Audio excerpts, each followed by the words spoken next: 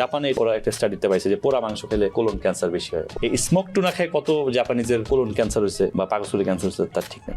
আমরা অনেক খাই হচ্ছে কালা ভুনা, ঠিক আছে এই যে সামনে করবা কালা ভুনাটা যদি সঠিক অয়েল দিয়ে হয়, সরিষার তেল, ঘানি ভাঙা সরিষার তেল দিয়ে বানায়। আচ্ছা, সরিষার তেল তো নাকি বেশি খেলে সমস্যা? ঘানি ভাঙা সরিষার তেলটা কিভাবে বানায়? এক চাপে বানাইতে হয়, বেশি আবার 2-3 চাপ দেন ওই বীজকে, তাহলে আবার ওখান থেকে এই তেলটা সঠিক থাকে। আমাদের দেশে যেগুলো আসে, যে সানফ্লাওয়ার অয়েল, এগুলো সবই প্লাস্টিক অয়েল, এগুলো ন্যাচারাল অয়েল না। এক্সট্রা ভার্জিন অলিভ অয়েল যদি এক চাপে চাপা হয়, তাহলে যে তেলটা আসে ওটার মধ্যে কিন্তু অক্সিডেশন করতে পারে না। আপনি রান্না করবেন এবং রান্নার তাপটাও থাকতে হবে এখানে। যেমন কালা ভুনা করতে আপনাকে বেশি হাই হিটে অনেকক্ষণ রাখতে হয়, পুরে চারকোল হয়ে যায়, কয়লা হয়ে যায়, ঠিক আছে? তো বেশি কয়লা হয়ে গেলে এটা শরীরে কিন্তু তৈরি করে হচ্ছে হাইড্রোকার্বন। এই হাইড্রোকার্বন কিন্তু পোড়া কেমিক্যাল, কয়লা থেকে যেটা আসে, হাইড্রোকার্বনটা কিন্তু আপনার শরীরে তখন এই ব্যথা উৎপাদন ঘটায়। সেজন্য যারা ধরেন বেশি বেশি গ্রিল খায়, ঠিক আছে, সারাদিন পোড়া মাংসের উপরে আছে। জাপানে ওরা একটা স্টাডিতে পাইছে যে পোড়া মাংস খেলে কোলন ক্যান্সার বেশি হয়। টুনা মাছ খায় ওরা, সামুদ্রিক দেশ, পোড়া tuna, grill tuna, smoke tuna.